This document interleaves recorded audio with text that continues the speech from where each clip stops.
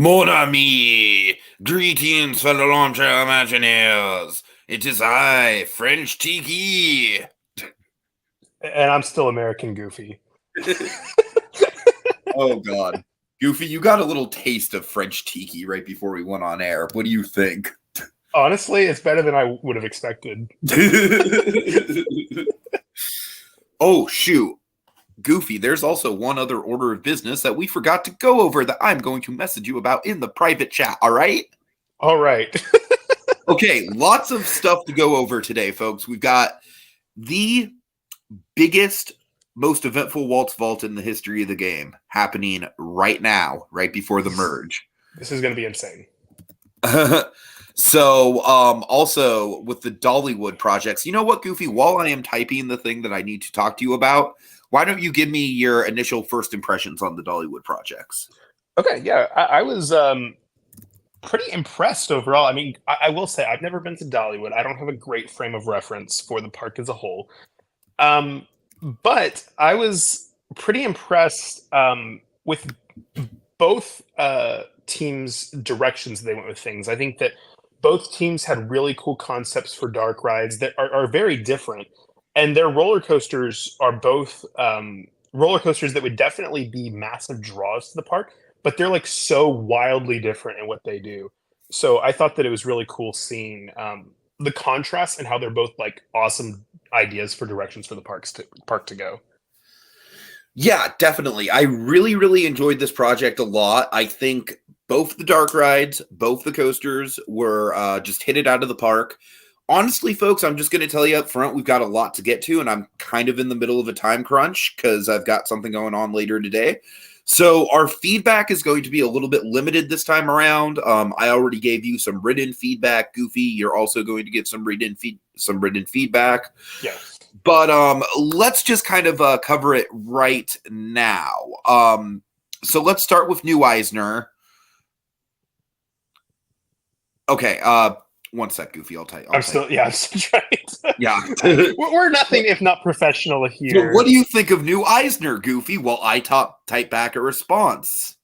Yeah, I think that New Eisner. I mean, there were two things that really stuck out to me about New Eisner. The first, I would say, is just how wildly ambitious their roller coaster was. The Flying Squirrel, great name.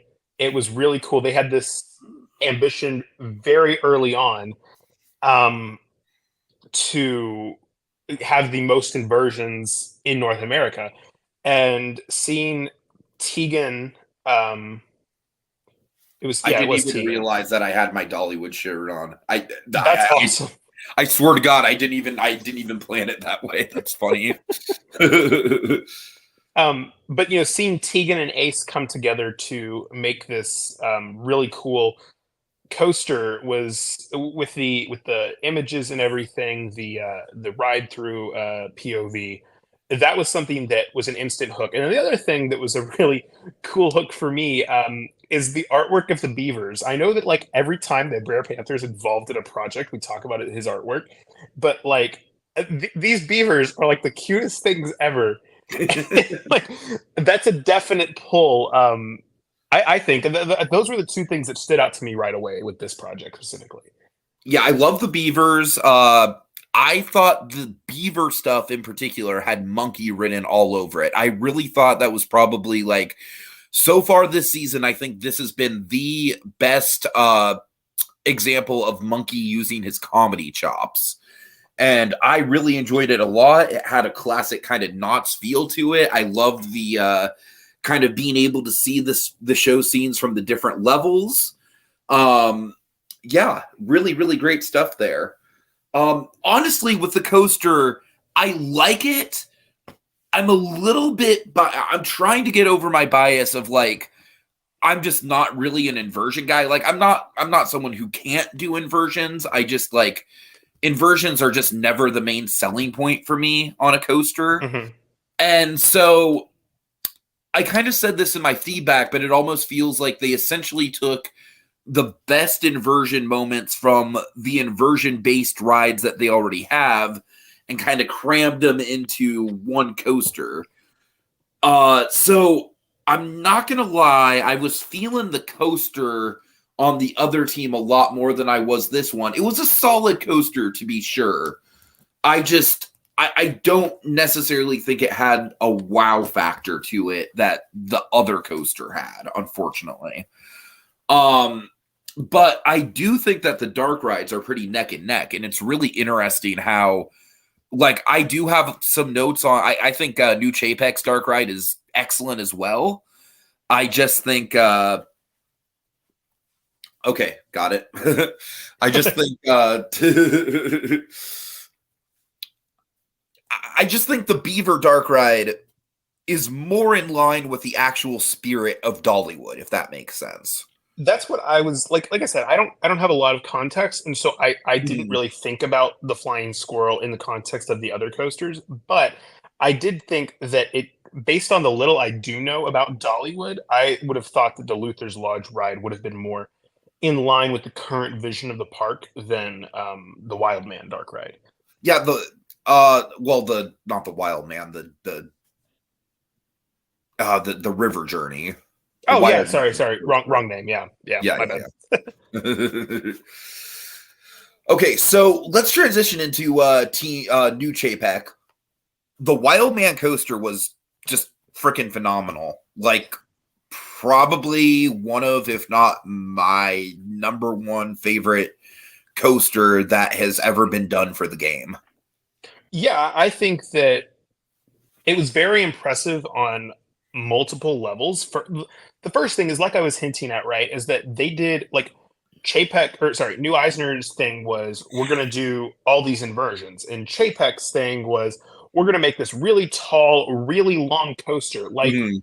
the length of it, it's almost a mile long. Like that's crazy. So I think that I mean I was really Monkey impressed says because River Journey ends with the wild man singing to AWA. I mean, I'm not gonna lie, guys. Like, I love the River Journey ride, but I did have some like Navi River Journey vibes reading it just with that it name. really I think did. we could have come up with a little bit of a better name there. But I thought that it was the Wild Man. What was cool about it is that you take elements of Everest as far as like the queue and stuff like that. Um, but it really does feel like it fits in a park like Dollywood with the obviously it's a massive wooden roller coaster, but like it just does seem like something that fits in the area, fits really well with the overall theme, and there is a story to the Wait, ride as we're a not there whole. yet. Sorry, we're not there yet. Spoilers. No, I'm kidding. This is a good thing. I'm like over preparing myself, man. I have so many tabs open with stuff. Go I will ahead. say, Sorry. no, it's okay. I will say with both the coasters, though, I did really appreciate because there's been a couple of projects where there have been coasters, and there's been like these descriptions, these really detailed descriptions, right? Of like, oh, we're gonna have like a 50-degree drop or something like that, and I'm like, I cannot visualize that very well. So Oh, I like, can. see, that's where I was like, I love that there's images that Yeah, go with the thing, and then the POV ride throughs were both awesome. I I really love how appreciated that. both of them did the ride throughs first and then had the POV. I thought that was like a really good. Actually, I think it's reversed. I'm pretty sure on Eisner they have their POV first and then they do the ride through, and then here we have the ride through and then the POV, the POV, Ye- the yeah, POV. yeah, you're right. You're right. But I thought that was really cool. Like, I'm glad that both of the teams did not just rely on the ride through and that they had some text too. Oh yeah, well, they Um, both had all these really technical descriptions of everything that really kind of the adds that Wild layer of Man's S realism. turn, man. The Wild Man's S turn. That was cool. That just gets my coaster geeky. I mean, it's legitimately like a fantastic element. Yeah. Yeah, I think the Wild Man, like what I love about Wild Man is that I feel like it's legitimately like, sure, the queue itself has story, but the actual ride is just a coaster. But just based on the layout, it kind of has a story in its own right. You know what I mean? Right. No, I completely do. That to me, that was I did prefer this one over like this coaster over the flying squirrel, in large part because there was more of an actual thematic element there. Um, like both coasters very impressive in their own rights. It's just that I feel like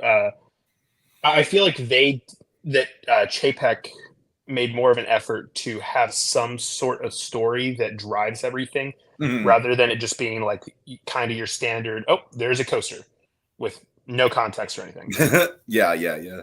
Um, and then the dark ride, like I said, I do actually like this one is certainly more ambitious, but I think I do kind of prefer the Beaver dark ride, like on a personal Hmm. level. But this one is still really fantastic. And honestly, like it doesn't even necessarily feel like a Dollywood dark ride as much as it feels like an old school, like, something that would come out of the classic Pirates of the Caribbean / Haunted Mansion spiritual successor prompt. Right. But yeah, I think that I mean, technology wise and everything, I thank you both for not just doing like, oh, we're gonna go trackless. Like y'all Yeah. both did something other than trackless. I think that technology wise and everything scale, it all makes sense. The story of it is very cool, but I would agree with you that I kind of preferred the Beaver one just for like the fact that it did feel more fitting for Dollywood, I guess. Although, like Mhm. I said, they're both very cool. I really appreciated um, how detailed the ride through was, and all the scenes and all the different like very unique creatures that you can see. It's a really cool concept. Yeah, it's a very original dark ride for sure. Like you said, I just don't necessarily think it fits the park as it does fit. Like I feel like it fits this area, and this area is legitimately trying to go for like a more mysterious tone than Dollywood is usually known for. And I did note in my feedback that that is something that the park could use because Wildwood Grove, which if you've been to the park, Wildwood Grove is very much in its own little cul-de-sac. Like it's kind of right off to the side of Mystery Mine, and it feels like its own thing. And I feel like this would be like what we're saying about how it doesn't feel like Dollywood, like Dollywood. No, it doesn't feel like Dollywood proper. But the land itself does feel like a natural extension of Dollywood, and Mhm. the ride feels like a natural extension of the land. Right. So Well, that's the thing, is that like part of the challenge was to create a whole jumping off point for the next like expansion of Dollywood, and they took very different approaches to that. Chapek focused a lot more on like having a cohesive story for the land, that I uh-huh. really appreciated. Whereas Eisner kind of took the more individual approach, which Right. is both valid. Like I actually think the individual approach can be refreshing. No, yeah, I agree. It kind of depends, I guess, on execution to a certain extent. Like if the story was kind of like, this really doesn't feel like Dollywood, then it would have been like, maybe you guys should have gone the individual route. But I do think that the overall story of the thing definitely does fit and feel very Dollywood. Mhm. Okay, so you know what it's time for? It's time for confessional corner. Woohoo! Everybody's favorite time of the week. So we sent all of y'all. Well, Tiki did. I didn't make the questions. I get the answers. Tiki sent all of y'all questions in your diary rooms about different things relating to the game. Thank you all for answering. I'm just going to go through some of the interesting things that people are talking about coming into this next project, which will be the first one where the person's eliminated will be on the jury. Um, so the one of the first things that Tiki was interested about asking is, how do some players feel that they're managing their threat levels? There were four people that were asked this question, and it's kind of interesting to me that all four of those people said, "I think I've done a really good job flying under the radar." So I'm just like, it is funny to me because there is like there's 12 people in the cast left right now, and I think that a lot of people think that they're flying under the radar, and I'm curious to see how much of that is actually accurate. Because then the next thing that we get into is, who do you view as the biggest threat heading into the merge? Did And anyone actually give a name? I have 6 names. Oh, really? Okay, because a lot of what I saw was just like, they're all threats. Everybody's a threat in their own way. Yep. Yeah, there was somebody that said, I mean, everybody in this game is still a serious threat, so rankings just bounce around constantly. You can make a good case for literally anyone left in the cast. Somebody else said, everyone who's still in the game after the merger, so might as well swing for the fences. I'm not going to put a target on anybody's back by saying what the names were, but we were given 6 different names. Okay. Of who they think the biggest threat is. I like this question a lot. What's been your favorite project so far between the 2 teams? And we got a ton of different answers for this one. We got the Taylor Swift project, Tundraland, Eisner's Avatar project. Actually, 2 people said that. The Chapek coaster for this round, Wildman, and also the Living with the Land Weird Al edition. So, I mean, props to y'all. We've had a lot of great projects already this early on in the season, because it feels like this season's been going on for a while, but we still got a long way to go. We're about at the halfway point. Yeah. There's still plenty of time for y'all to make some more good projects. We asked one person, how are you feeling about the pressure of this being the last round before the jury? And they said, I'm pretty nervous. With a project like this, there isn't really a place to hide, so you can easily be nominated, and it puts you in a tough spot because it means you have to go all out. And then we got a couple more. We've got, what has been the most surprising elimination to you so far? We asked 4 people that, and no surprise, all 4 responses were Theme Park Priest. I don't even know. I don't even know why I didn't just ask, what was your reaction to Theme Park Priest getting it was just it was a crazy elimination, and like, you know, somebody said that there wasn't really an easy answer to that elimination. Mm-hmm. And then somebody said about Theme Park Priest that his elimination surprised them the most. Over the past couple years, he'd become one of the most consistent players across all competitions. This person fully expected him to be in the top 8 at minimum, and it seemed like rotten luck with poor timing that caught him out. And I'd agree with that. It was a very, very tough place. And then the last thing that I will say is that most surprising player, we asked about a couple people about this, and I'll say this because I don't think that this is really anything bad, but OSU Phantom popped up. Mm-hmm. And I think both of them say that they had heard really good things about him from you specifically, but they'd never worked with him before. And so having no context and seeing that he's playing really well coming out of the gate is very good for him. And then the last one, which will lead us into probably the next thing that we're going to do, is what are your thoughts on how the Diamond PO MVPs have played out so far, with Priest going home with one in his pocket and one of them still floating around? Somebody said, as we get closer and closer to the merge, it means any day you could be safe and then suddenly gone. It'll be very interesting to see where it goes the next few weeks. Certainly an interesting reveal. I must say that Tiki ripping up the PO MVP really added to the drama. And somebody else, maybe a little carelessly, said, not too worried unless it's only me and someone with a Diamond PO MVP up for elimination. So, with that in mind, we have something to talk about. Yes, we do. Shoot, you know what I'm just realizing right now is that I need to find the actual Diamond PO MVP because somebody has used it and I need to tear it up on camera. So why don't you just do the X? Well, first of all, we got to tell. Well, hold on. Do we want to reveal who won the project first? I mean, that's kind of part of it. Oh, I see what you're saying. I don't know. Actually, maybe we should do this part first and just keep people in suspense. This works. Okay. So, I will say, do you want me to go ahead and say who had it and how they used it? Yes.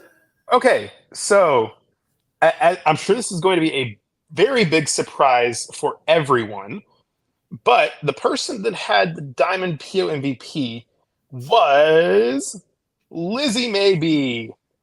Shocker. I know. But as we said, it was used. She did decide to use it, and part of the Diamond PO MVP experience is that whenever you do decide to use it, it is public knowledge that it was used. So she decided to use it to put space in her place. Yep. That rhymed. But yes, so she decided to swap space out for her, and now space is potentially up for elimination. It's going to be the nominations on new JPEG are Yep. Space and OSU Phantom. Yes. So, with that in mind, just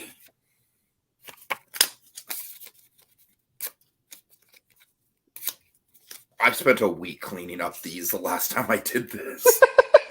It's really very dramatic.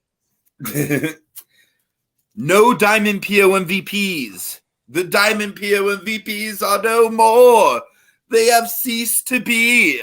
I'm honestly very surprised they're both flushed before the merge. I am too.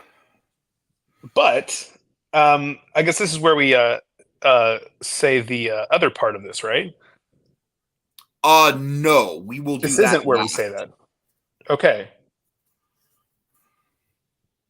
So tell them who won. That's what I was asking. Okay, that's what I was asking about. Yeah. Okay. So, well, I'm sorry. I thought you were asking about Walt's fault. No, I got you. Yeah, you're good. So, unfortunately, Lizzie did not need to play her Diamond PO MVP because new Chapek has been declared the winner. Mm-hmm. And honestly, I think it was probably pretty obvious if you read my feedback. I really liked both projects, but I just think the Wild Man in particular just really set things over the edge. Yeah, I will say that part of I understand why she wanted to do it, mainly because Priest literally just got sent home with one in his pocket. Right. So, no, I do not blame you for using that. I've definitely had projects that I thought, oh, this is a surefire win, like Yogi Bear, for example, and then it didn't happen. So, but yeah, so it was also a very good play. You're putting if Eisner had lost, or if Chapek had lost, it would have been us having to decide between Space, Monkey, and OSU Phantom. Which Ellie says wasn't taking the chance, and that's fair. That's totally fair. That's definitely fair. So yeah, I'm think of it. Wild Man could have used a wild mouse. God. But yeah, so with that, we will say that. Hang on, I got to go back and look and see who actually was PO. Oh wait, no, actually, I know who's PO MVP. Space is PO MVP for Chapek. That would have been a really interesting conundrum if Chapek had actually lost. Yeah, it would have been pretty awkward. Like, honestly, if Chapek had lost, I probably would have had to have Lizzie name another person. That would have been. I'm glad that we didn't encounter that situation. Yeah, I am too. But yeah, so I think that this was probably the right choice. Space went. But make no mistake, folks. This isn't a. Oh shit! It's the easy. Like, this is the easy elimination. No, this is not. No, honestly, we did not factor in at all to our decision. Yeah. But yeah, so I think that Space was the right choice for it. He did the coaster primarily. It was very well done, very well earned by Space. And so now do you want to go ahead and talk about who the nominees are for Eisner? Indeed. The nominees for Eisner, in addition to Monkey being the project leader, we have Shannon and the Magic, and we also have Brer Panther. And so, Monkey, I'm going to take away your anxiety right now. You are safe. You were clearly the project leader and did a lot and came up with the idea for the beavers and everything. So, yeah, you're not on the table to be eliminated this round. Right. You can rest easy. So, yeah, Goofy, you and I, we kind of met about 15 minutes before the show started because we were still a little bit undecided between Brer and Shannon. So do you want to kind of talk through our thought process here? Sure. So it was something that we were very conflicted on because we feel like both Brer and Shannon have played pretty level games to this point. I will say that they've both had moments where it did kind of feel like they were slipping into the background a little bit, but then they've had pretty good points as well, particularly with Shannon and the Taylor Swift project last round. With this project, we both felt like Brer had done more. His artwork was honestly, with the Beavers, was one of the most compelling parts of all of Eisner's project. Probably my favorite part, honestly. And Shannon didn't really do as much. I know that she was busy with stuff, but that she did the ride vehicles and the gift shop at the end, I believe. So it was just it's a tough thing because I think to this point they've played pretty close games, maybe giving Shannon the edge, but then like Shannon, in this round specifically, like it's tough because I feel like Shannon has been more involved with the team dynamics, but I feel like Brer Panther has had stronger overall contributions. And I feel like we especially have to take that into account when we look at the Taylor Swift project and the fact that Shannon, now correct me if I'm wrong, Goofy, but Shannon was not actually credited with anything on that project. I don't believe so. I looked back at it and it doesn't look like it. She was the project manager and did a great job with that. But yeah, it is kind of like in the past couple projects, there hasn't been a ton of contributions from Shannon. So I'm just going to kind of rip the Band-Aid off here. Unfortunately, in 11th place, we are going to go ahead and eliminate Shannon, which sucks. Yeah. It sucks because, she just was on a high point with the Taylor Swift project. But I do feel like, and we have to give a warning to Brer Panther, and I honestly don't know if Brer Panther even watches these podcasts or not because he doesn't really comment. But Brer Panther, your concept art is fantastic, and it is basically single-handedly saved you because you had a really amazing first project. You also did the alien review thing in the first project, which was great. That was another thing that really saved you because I just don't think that Shannon has a standalone thing on her resume that she can point to like you do with that. But Brer Panther, we really need to see you being engaged more with the dynamics and the brainstorming.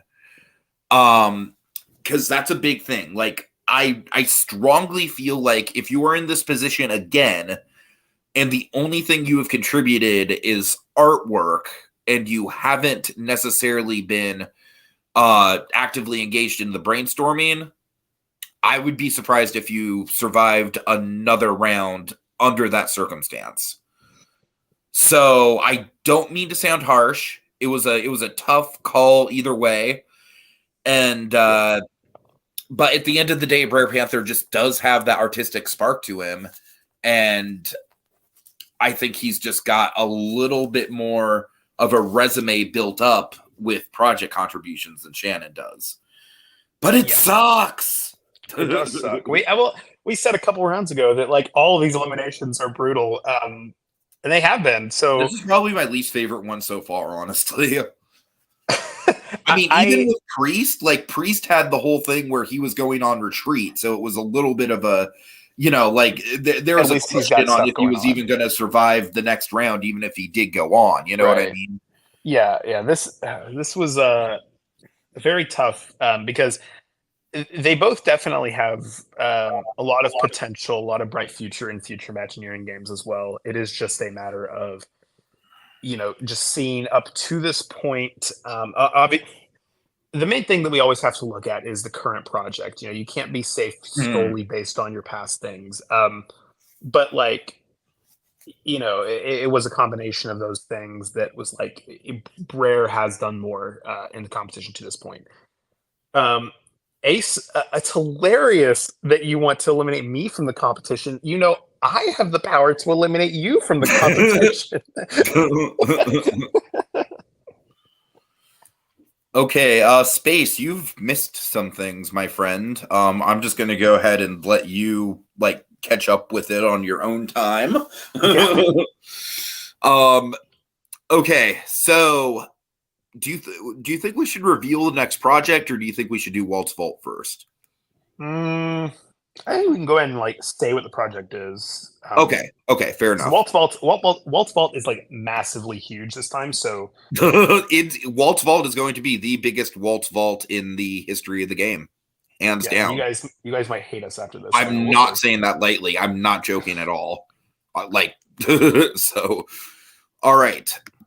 So let's go ahead and do a screen share here because I have all my wonderful, wonderful tabs.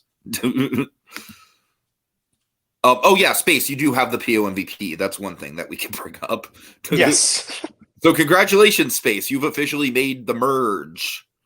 Woohoo! Okay.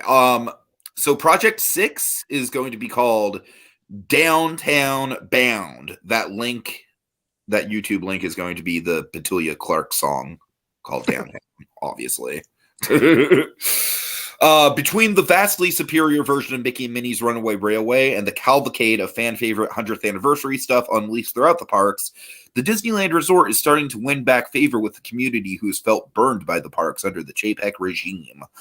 So much so that I'd personally say DLR is pulling ahead of WDW right now as far as offering a quality experience for the price you're paying. DLR has a history, the hometown pride, the ease of not needing to wait an hour for a bus to get anywhere, the sheer amount of attractions. There is one thing, however, that DLR is still behind its Florida counterpart on. While people visiting WDW oftentimes plan a half day just to explore the shopping and dining fantasia that is Disney Springs, Disneyland's downtown Disney district has nowhere near the draw.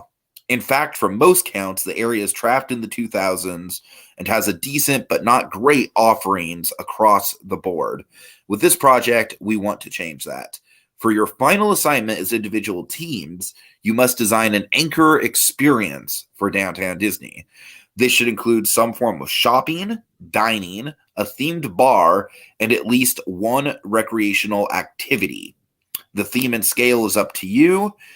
Just know that this will be looked at as the jumping off point towards revitalizing this forgotten footnote of the Disneyland Resort and should include several different options to draw in multiple different demographics. And I don't necessarily think I worded this right, guys, but we're looking for one establishment that's going to encompass everything. So, like, one building. That's going to be the challenge here. One building that has recreation, food, a themed bar, shopping, everything in one building. So we're not looking for like a standalone area of downtown Disney. We're specifically looking for one anchor establishment. I will say I think this might be the project like out of the six that we've had to this point that I was most excited for. Just because there's like so many different directions that you can go with this, and like whenever in season 18 I did the like kind of like this with Disney Springs Uh-huh. and in the I just want to Woods emphasize project. though that this is not meant to just be like design and adventurers club for downtown Disney. Right, that's what I was about to say, is that but it is different. It's you're like, you do want to emphasize all the different points that we talked about, but it isn't supposed to be like it's the Adventurers Club and there's a putt course out back. Like, emphasize everything. Like, but yeah, I'm just excited to see what direction this goes. Because Disneyland's downtown Disney is definitely in need of some updating, and I'm excited to see what kind of ideas y'all have. Okay, so oh my God, new Chapek, you get a head start because you won the project. It's up right now. Go, go, go. Except we still have something very big going on. They're gonna get exactly a 10-minute head start because yeah. So yeah, guys, we got something to cover. Seriously, because like you actually do have a little bit of time here. Because I'm about to play the biggest Walt's Vault in the history of Walt's Vaults. This was recorded yesterday with Monkey as soon as Space named Monkey as the Walt's Vault person. And okay. Goofy, I'm going to go ahead and assume you're muted. Let's do this. Mon ami, fellow Armchair Imagineers, it is I, French Tiki, and I am welcoming Monkey to the discotheque. Now, Monkey, this music is not going to work. It's too distracting. Monkey, you have opened the Walt's vault. Yeah, I know last time I was in a Disney Vault type thing, I got to watch Bluey, so maybe this will be the same level of calmness. So, Monkey, I am going to present to you a menu, my friend. A menu of POMVPs, and you will get to choose which one you want. But keep in mind, there will be a twist. Would you like to see your 4 options, Monkey? Well, I do trust you more than Ray Fiennes, so yes, give me the options. Option number 1, the Unobtainium POMVP. With this POMVP, you will be able to block any player of your choice from receiving the regular POMVP all throughout the post-merge. It's a POMVP blocker. Option number 2, the Zombie POMVP. With the Zombie POMVP, you can activate it at the start of any round before the semifinals and bring 1 jury member back into the game. But if you do that, it will activate a double elimination for the round. So what if goes to jury duty? Can't wait for that episode. Option number 3, the Bronze POMVP. With the Bronze POMVP, you will have the power to see the nominations of everybody post-merge and be able to save anybody of your choice besides yourself. Option number 4, and my personal favorite, the Kamikaze POMVP.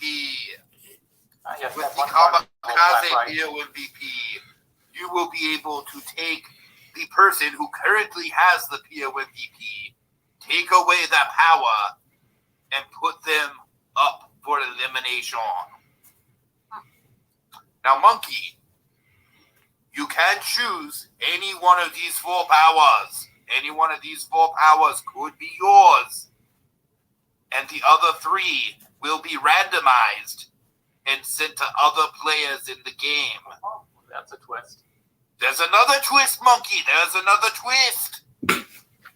If you pick a power, you will also have to publicly pick 1 person who will not be part of the randomizer. Or you can sacrifice your chance for a power and take yourself out of the randomizer. A lot to consider, Monkey. Tiki. I'll be able to get this in writing, yes, so I can look over it. You have to do it right now, man. That's why we're live. Okay. All right. Would you like to hear the options again and not in a French accent? Maybe not so much the options as that last bit of instructions. So. Okay, so basically, if you take a power, then you will also have to name somebody who will be taken out of the randomizer to get another power. So basically, it's like, get a power, but you have to kind of like make an enemy in the process, potentially. Or you can put yourself on the firing line and don't get a power. Okay. So French tea.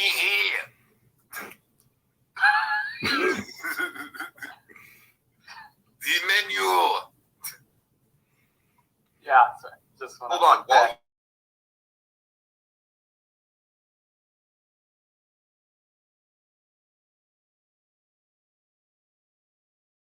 Okay. While you make a decision, all right?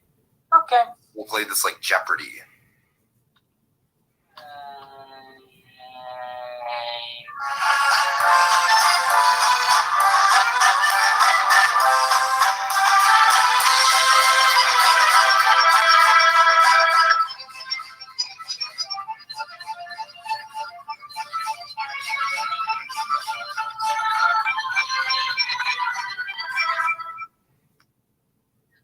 Sorry, I used the wrong tab. Okay. Are you still contemplating? I'm still contemplating. Okay.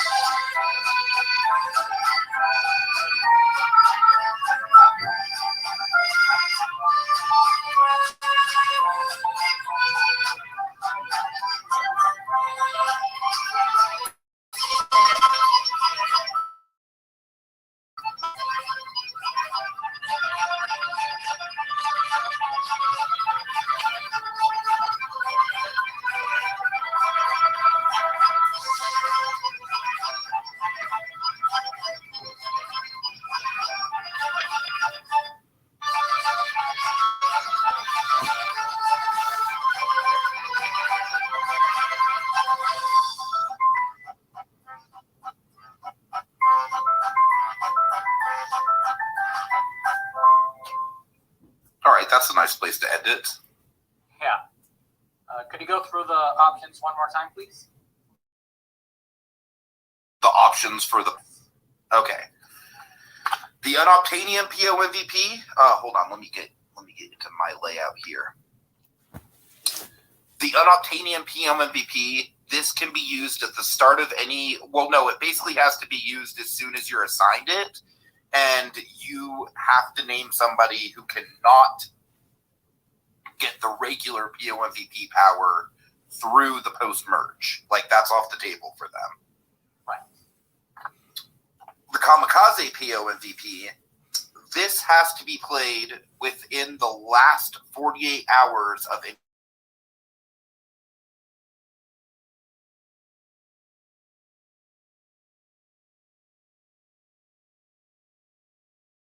given product instantly for nomination, instant nomination at that point.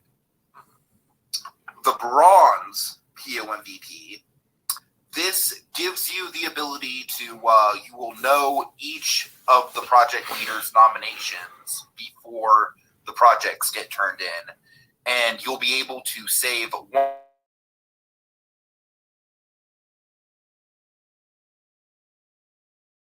one person from the nomination. This has to be the last 48 hours of it, or I'm sorry, no. The Zombie PO MVP is played. Just going to go fast forward through some of my... within the last 48 hours project. The Unobtainium one was one more time. Unobtainium, you basically have to... You guys didn't miss anything there. I was just fumbling. Signed it, and the person has to name... The person who gets the Unobtainium PO MVP has to name somebody who is then unable to receive the regular PO MVP through the post-merge. Okay. So it's essentially a PO MVP nullifier.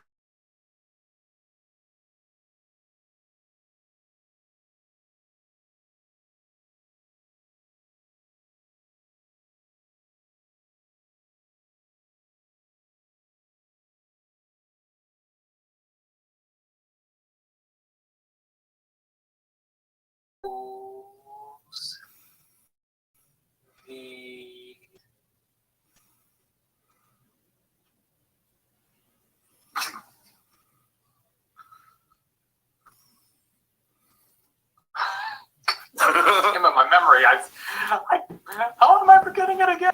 Well, anyway, you don't have to say it. Unobtainium? Yeah, I don't know. God. This performance, the role of Dory, will be played by me. Anyway, you don't have to say it again. I kind of remember now. So You want the Unobtainium PO MVP? No, I wasn't saying I wanted it. Oh, okay. I'm sorry.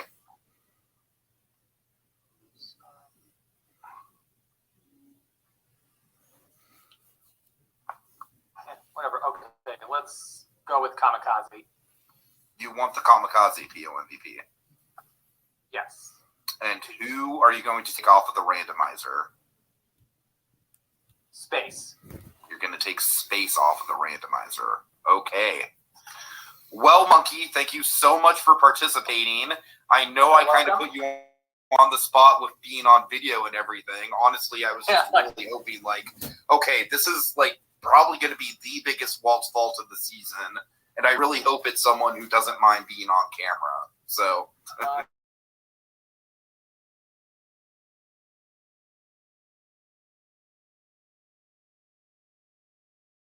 Yeah, that's that big Walt's fault. As they say, to put on this show.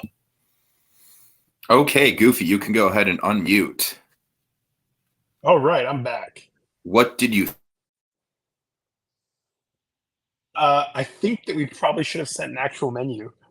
First thing to So that. Okay, well, just first and foremost, I'm going to go ahead and hold on. New Eisner. Your brainstorming thread is now up. Go, go, go, go, go. As soon as it starts to load. As far as the actual distribution of everything else, are you wanting to do that? You're wanting to do that in private, right? We're doing that in private. Yeah. Monkey having the Kamikaze PO MVP will be public. Everything else is going to be private. And I did attach a menu here. I'm going to go ahead and read it out to everyone so you guys know what to expect. This is meant to shake up the game in all kinds of different ways. So the Bronze PO MVP. This power will grant its owner access to every project leader's nominations as soon as they're turned in. Using the Bronze PO MVP, they have the ability to save one person from getting nominated besides themselves. The project leader must then name a replacement nominee, which the Bronze PO MVP also has safety from. The Kamikaze PO MVP, owned by Monkey, and this is probably going to be the important one because this is basically a factor where you can't just rest on your laurels and assume you're going to be safe if you have PO MVP. The owner of the Kamikaze PO MVP has the power to take away the safety granted by a regular PO MVP and put that person immediately up as one of the two nominations. This must be done within the last 48 hours of any given project. It cannot be used to counteract any other forms of safety outside of the baseline PO MVP. The Unobtainium PO MVP, whoever is granted this power, must name one person in the cast who will then be blocked from receiving the regular PO MVP throughout the entirety of the rest of the game. This does not count towards potential safety granted in other twists. And then finally, the Zombie PO MVP. The owner of the Zombie PO MVP has the power to bring a jury member back into the main game, triggering a double elimination in the current round. This must be activated within the first 48 hours of any given project. If the player holding the Zombie PO MVP is eliminated, the power becomes void and they cannot use it to bring themselves back into the game. Going to go ahead and post that. Any other thoughts, Goofy? I think that this is very, very exciting. I will say, I feel very, very bad for whoever gets the Unobtainium PO MVP. I mean, the way I see it is that, like, with the Unobtainium PO MVP, that's basically a knock for not managing your threat level. Yeah. It's going to be interesting to see how these play out because it definitely adds some spice to the game.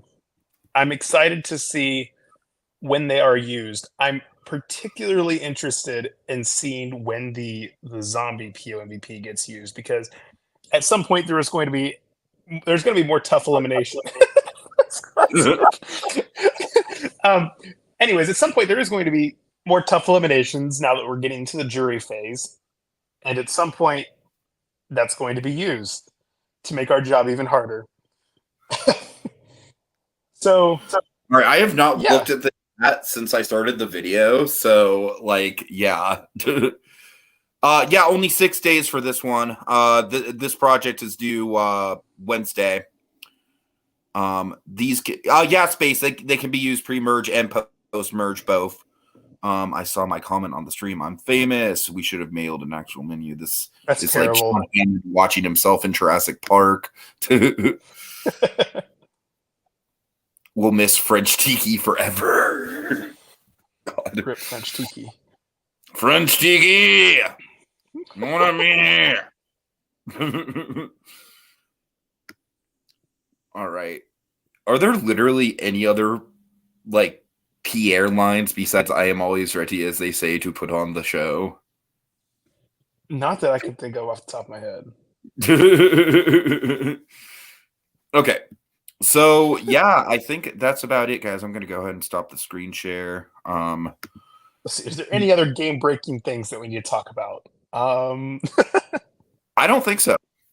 I think that we covered everything. That was a lot to get through. That was a lot, indeed. If y'all have any questions, feel free, of course, to name them out on the main thread. I also have one other important detail with these with the ones that are going to be distributed. So I have all these powers on these cards here, these nifty little cards, and I will be sending everyone who gets a power a picture taken with my phone. So that way, whenever someone plays their PO MVP, first of all, they will have to play it publicly, and then they will also have to include a picture that I send you just to verify that you did indeed get the power. So, yeah. Yes. Quit talking while I am interrupting. That's a good one. All right, Goofy. All right. My God, that was intense. That was a lot. Thank you all for coming to a very early stream of Inside Baseball. That's what we're calling it. LEB says I wasted my PO MVP on stream. That earns me instant fame. Tiki will go to your house and give you the PO MVP. God. All right. Okay, folks. See you later. Adios.